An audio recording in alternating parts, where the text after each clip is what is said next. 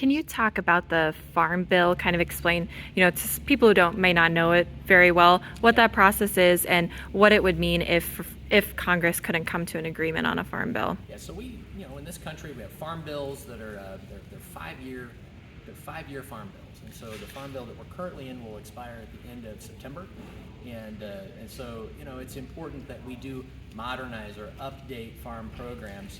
Prices change, conditions change. Really, I mean, the world has changed post-COVID, and think of it, this farm bill was written before that, and so it becomes really the dominant policy debate or discussion when it comes to agriculture.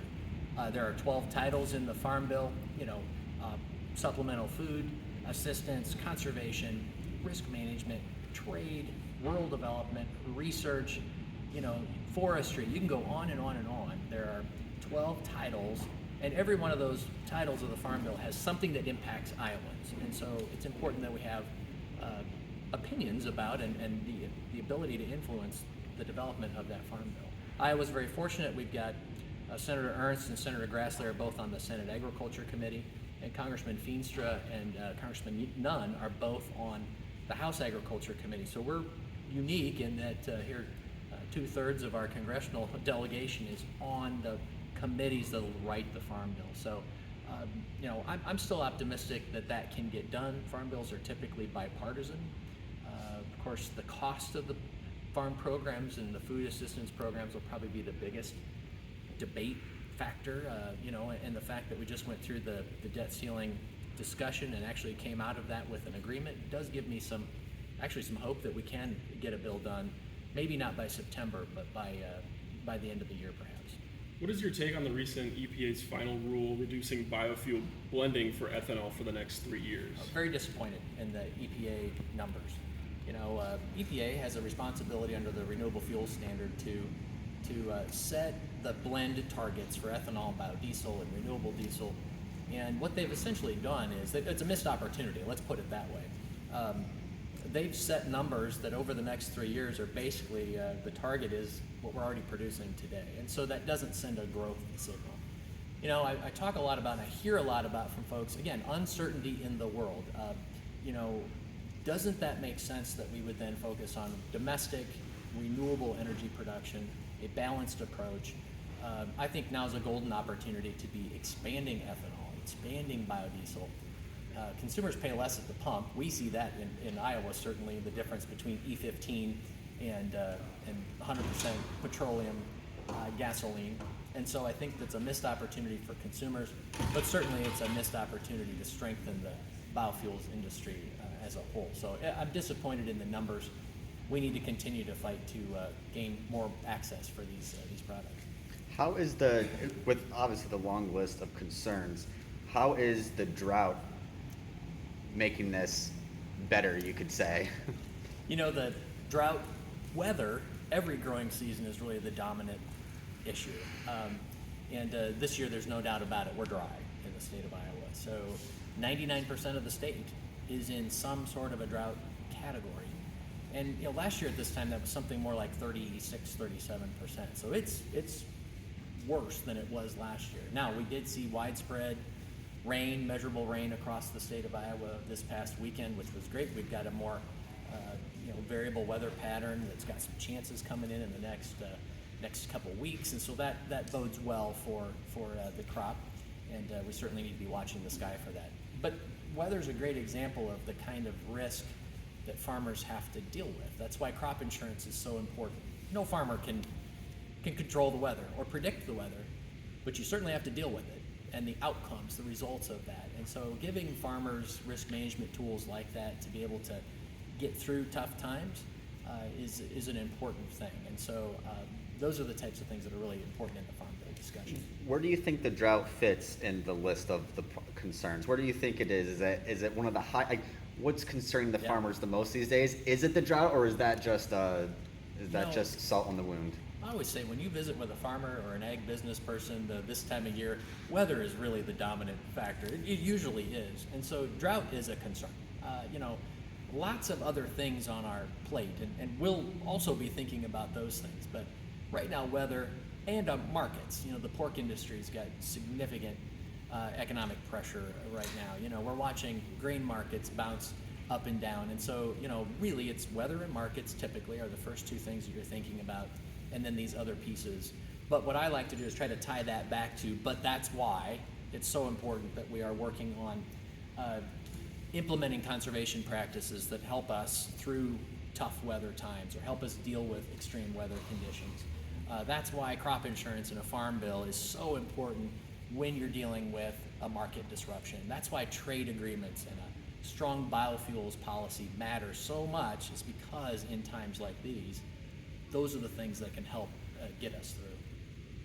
Environmental experts say that Iowa is at greater risk of drought as climate change worsens. Do you think that your department has a responsibility or to reduce carbon emissions and try to ward off those impacts? Well, I think that, again, farmers have to deal with weather, changing weather and drought conditions, flood conditions. We've seen a little bit of all of that this year, especially in this part of the state.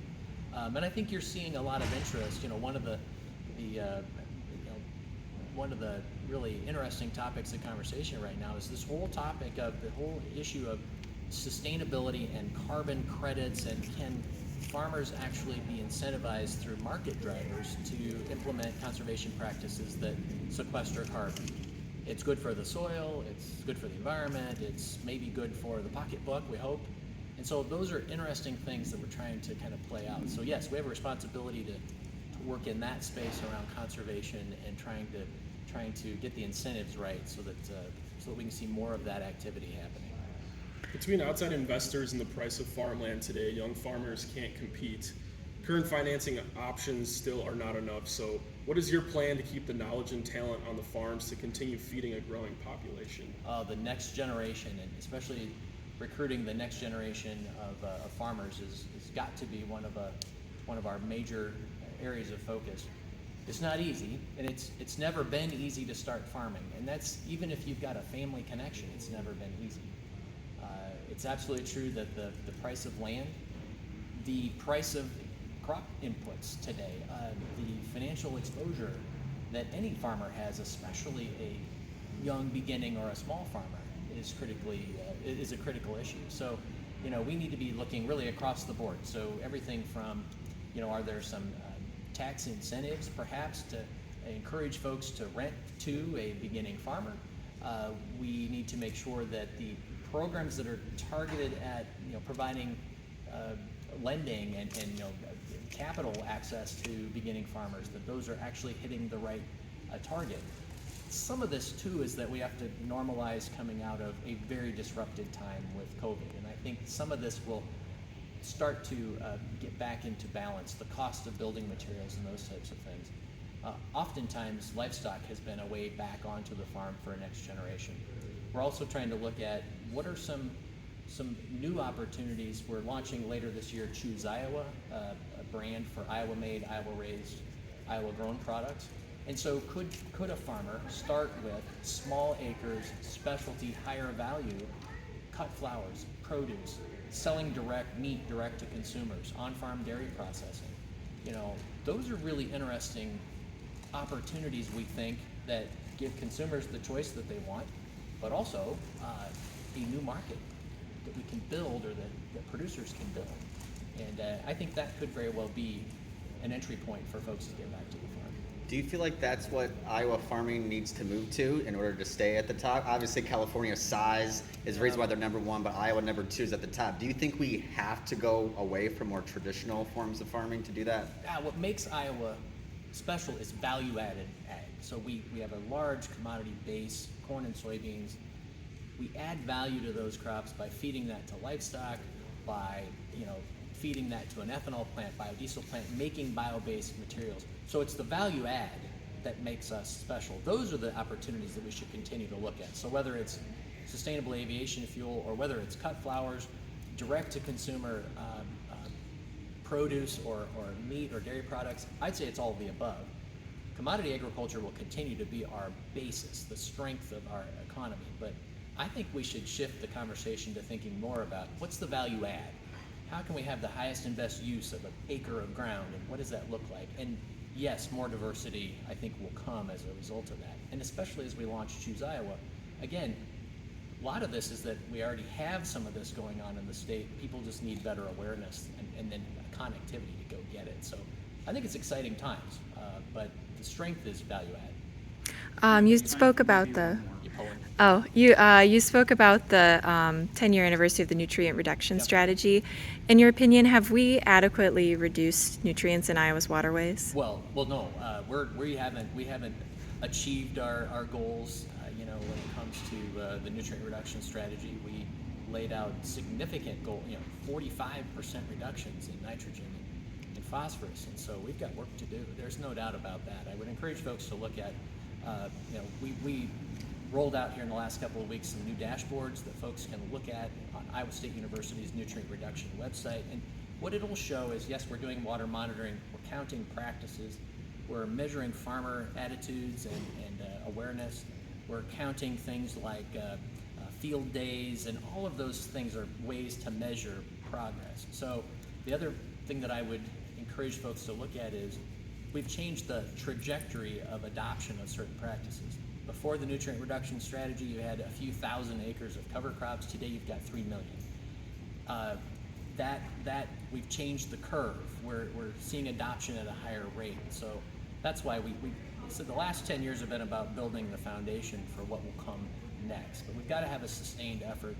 We've made tremendous progress on phosphorus reduction. We've got more work to do when it comes to nitrates, and we're focused on that. All right, thank you.